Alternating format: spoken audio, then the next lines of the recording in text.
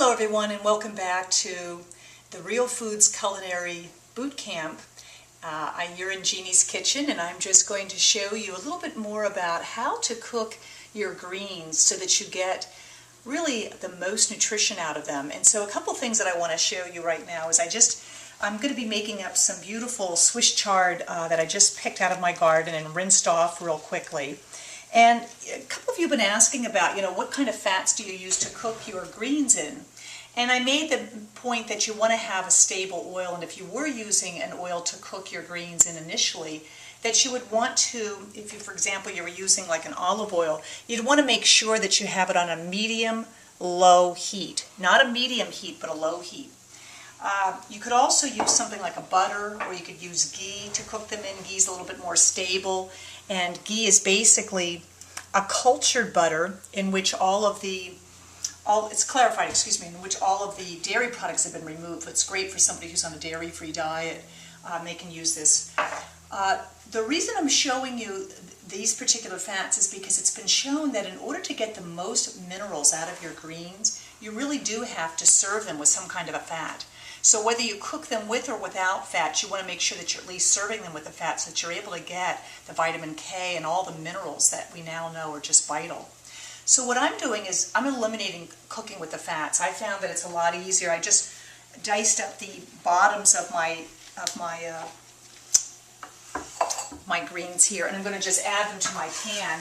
And basically I'm just going to put a little bit of water on, just enough to basically just cook these real quickly. And if I had an onion, I would throw the onion in. We were just short on an onion today, so I'm going to leave that out. But normally I would put an onion and chop that up and just continue cooking them until they get really soft and translucent. So to that I'm going to add my greens, and I just literally rinse them. I'm just leaving the rinse water on because that's all we're going to need. We don't need a lot of water to cook the greens. And I just kind of roll them up like this and then cut them into ribbons. And then I'll cut them again one more time, add them to my bowl, and plan to saute them like really literally in 2 minutes. So let's go ahead and do that. So we're going to add that here. And let's go ahead and saute my...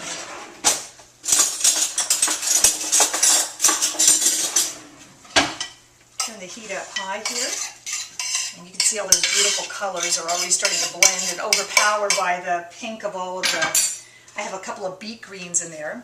So I'm just going to add these in, keeping my heat up high, very small amount of water. I'm putting probably what would be the equivalent of about 4 cups in here. And I'm going to just let that cook down. And when I'm finished, I'm going to drain. If there's any little bit of water that's left, I'll just drain that. But essentially what I'm going to put on top would probably be some ghee. For you it might be a nice cultured butter or raw butter. It could be a little bit of olive oil.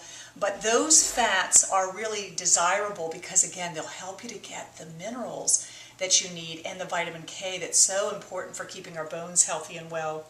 If you were like me, when you're chopping up your vegetables, if you have some leftovers, I like to compost, so I'll often put mine in a little bowl and take it out to the compost bin. I want to share with you the benefits of composting in another class.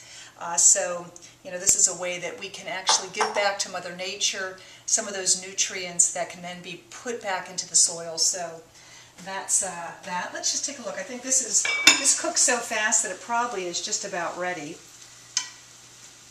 The one thing you don't want to do with the greens is overcook them. So again, here we are, we're just basically steam cooking them, and then to that we're going to add a little bit of fat, preferably some kind of butter or ghee or oil. And then if you desire, you could certainly put on a little squeeze of lemon, you could put in a little bit of sea salt, and you've got yourself a fabulous vegetable that truly is one of the best ways that I know of to help your bones stay nice and strong. So let's cook that for about another minute or two so that it's really nice and wilted. But as you can see, there's very little water in here. So I haven't used any fat. I'd prefer to use my fat on top so that I'm getting, some fantastic taste that won't be lost. And, I would encourage all of you women and men to incorporate at least some steamed greens several times a week. Most of us, as we get older, we're osteopenic, we're osteoporotic. The minerals that you find in these greens are powerful for helping to improve the alkalinity in your diet and for helping to strengthen your bones. So cheers to eating more greens, preferably those greens that we find as part of the summer produce, and I'll share more with you on our next edition.